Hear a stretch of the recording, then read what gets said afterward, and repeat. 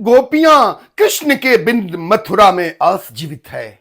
यही है प्रेम पराकाष्ठा जहां पर प्रयास जीवित है। प्रतीक्षाओं के तट पर अपलक निहारे नेह की धारा, तभी विश्वास जीवित है, तभी तो प्यास जीवित है, तभी तो प्यास जीवित है। विकास कितना भी हो जाए पूर्व से पूर्णतर होता जाता है, अधूरा ही बना रहता है। फिर भी विकास जारी है। जैसे प्रेम का जो अधूरापन है वह उसकी शाश्वतता है। प्रेम कभी पूरा नहीं होता, कितना भी पूरा होता जाए कभी तृप्त नहीं होता। कभी ऐसा नहीं लगता कि बस आ गई पूर्ति, संतुष्ट हो गए।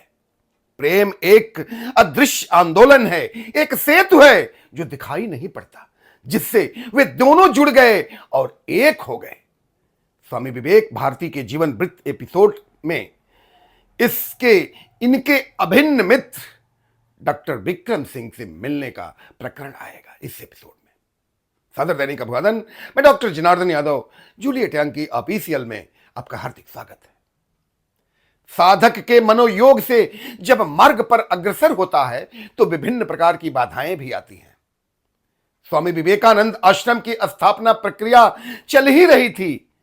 आश्रम की स्थापना काल में ही अध्यापन शिविर में 1 मास घर पर रह करके पढ़ाया।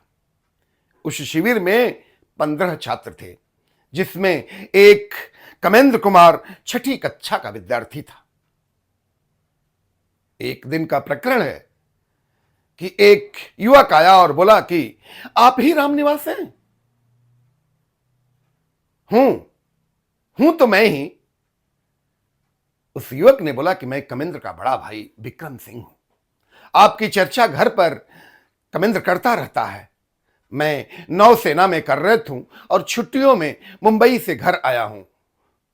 अब मेरे को लगा कि मेरा भाई योग्य हाथों में है। उठो जागो और तब तक रुको नहीं जब तक लक्ष्य की प्राप्ति न हो जाए। आश्रम में प्रातः ये उद्घोष हुआ करता था। सेवा, तपस्या और आश्रम में पठन पाठन चल रहा था। ठाकुर परमहंस रामकृष्ण का स्मरण होता था। कुछ अराजक तत्व आश्रम में गंदगी फैला देते थे, परंतु स्वामी विवेक भारती तनिक भी विचलित नहीं होते थे। वे उसकी सफाई कर देते थे। दिसंबर जनवरी माह में कड़ाके की ठंड में भी 3 बजे भोर में नहा धो करके डीटीसी की बस से आश्रम पहुंचना होता था।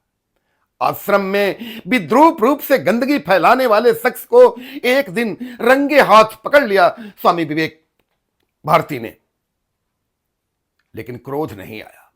शांत मन से उसे समझाया। वो बड़ा लज्जित हुआ और शपथ खाया कि आज से आपको कोई कष्ट नहीं दूंगा। मैं भी आश्वासन दिया कि आजीवन आपका नाम किसी को नहीं बताऊंगा, यह मेरा धर्म वचन है।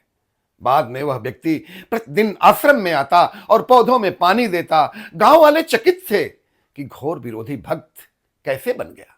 से इस अगले एपिसोड में आपके सुझाव प्रार्थनीय है। धन्यवाद।